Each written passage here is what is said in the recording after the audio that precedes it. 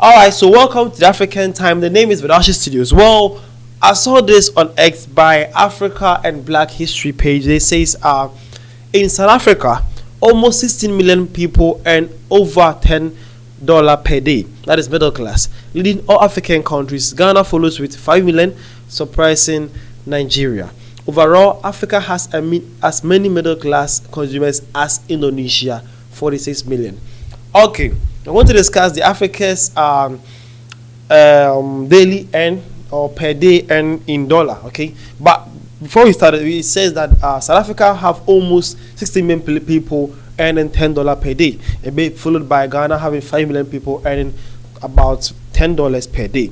In their fellow countries, then Nigeria also being part of the list. Okay, and it's saying that the middle class in Africa, according to about 1 billion people, 1 billion population, is only about 46 million people who are in the middle class that earns $10 per day, and it says that it's equal to the country or the people of Indonesia in the Asian country. That is sad. That is so sad. Well, this one came and says as many middle class as Indonesia. Wild. Yep, Africa has as many middle class as Indonesia. That is pretty bad here. Alright, now let's dive inside the whole thing, okay? Well, the source to this information I'm about to share to you guys is the World Bank. Yep, by the African Black History page, their source is the World Bank. Now, let's see what the World Bank actually have for us. Well, so it says the World Bank in Africa, growth in sub-Saharan Africa is projected at a 3% in 2024, up from 2.4% in 2023, but is hindered by slow investment growth, conflict, and climate change. Inflation is expected to decline from 7.1% in 2023 to 4.9% in 2024. Fiscal balance are improving as government cuts expenditures and raise revenues, but high debt services costs remain a challenge. Well, yeah, we're going to discuss the African economic growth. Yeah, we are saying that the African economy has actually projected at 3%. From 2.4%. Okay, so I've had about 0.6% in the 1 year period, and it says that African economic growth has been hindered by political instability, climate changes, and then inflation that all caused the African growth to hinder. Okay, and they are saying that one of the most important, and that's also wondering us, is that debt issues, that African countries have a lot of debts that is also causing the African economy. Now, let's actually dive inside and see this. So it says, according to the region's most recent economic update, growth in sub-Saharan Africa is projected to grow by 3% in 2024, from 2.4% in 2023, and to accelerate to 4% in 2025-2026.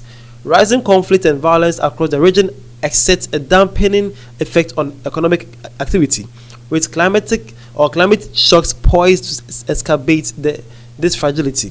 About 464 million people in the region are still living in extreme poverty in 2024. The region continues to grapple with the high debt distress risk, with 53% of IDA eligible countries in the region at a high risk already in debt strait. Okay, so he said that Africa is expected to grow from 3% in 2023 to 4% in 2024 and to 2025, 2026. Okay, now they are saying that about 464 million people in Africa are still living in extreme poverty. Wow. And they're saying that the middle class in Africa, the whole continent, is only 46 million people, exactly as the number of Indonesians middle class. And they're saying that South Africa is the highest, having about 60 million of their population living in the middle class. That means they are living in $10 per day. Wow. That is Africans for you. Now, let's continue with the IMF founders, okay? Well, the came in and also says, growth remains uneven across the continent. East Africa is set to pick up from a growth rate of 1.7% in 2023 to 2.2% in 2024. West Africa is expected to grow from 3.3% in 2023 to 3.9% in 2024. Overall, SSA's economic performance is still being held back by the lower than average performance of the largest countries on the continent. Energy and transportation bottlenecks continue to impede economic activities in South Africa, while Nigeria's modest growth can be attributed to challenges in its oil sector. Moreover, conflict and military coups in countries such as Sudan, Niger, and Gabon are likely to hamper growth in the economy and monetary community of Central Africa and some Sahel nations. Okay, so they are saying that one of the things that are actually causing inflation in Africa is our energy issues, mostly our transportation and oil for transportation. These guys or these things right here are actually affecting us. They are also saying that the East African economic is supposed to grow from 1.7% in 2023 to 2.2% in 2024. And West Africa is also supposed to grow from 3.3% in 2023 to 3.9% in 2024. But it's actually a slow growth here. They are saying that a lot of things that are hindering this is it's attributed to conflicts and then that's happening in some countries like Sudan, Gabon, and then we all know Burkina Faso, Guinea, Mali, Niger. These all kind of things are happening in there. They're also saying that most importantly is the debt ratio issues that's worrying the African continent. Okay. Well, lastly, they say this. They say Africa can also pave the way to inclusive growth by investing in its human potential. Over the next 3 decades, the region will experience the fastest increase in the working age population of all regions, with a projected death increase of 740 million people by 2050. Up to 12 million youth will enter the labor market across the region every year in the coming decades. Yet, only about 3 million new formal wage jobs are currently created each year. As the economies in the region recover at a faster pace in the years to come, policy should be geared towards. Okay, now they're also talking about the African employment ratio here. They're saying that the African economy or the African population is about to have about most youthful and energetic age in the next 50 years. Okay, that's 2050. They're saying that we have about 740 million people. It's projected to have about 740 million people to be in the working class or the youthful age. That is in 2025. And they are saying that every year Africa produces, or by every decade, we produce 12 million youthful age or working class. Okay, 12 million people. And they are saying that Africa only produce just 3 million jobs for the 12 million in a year.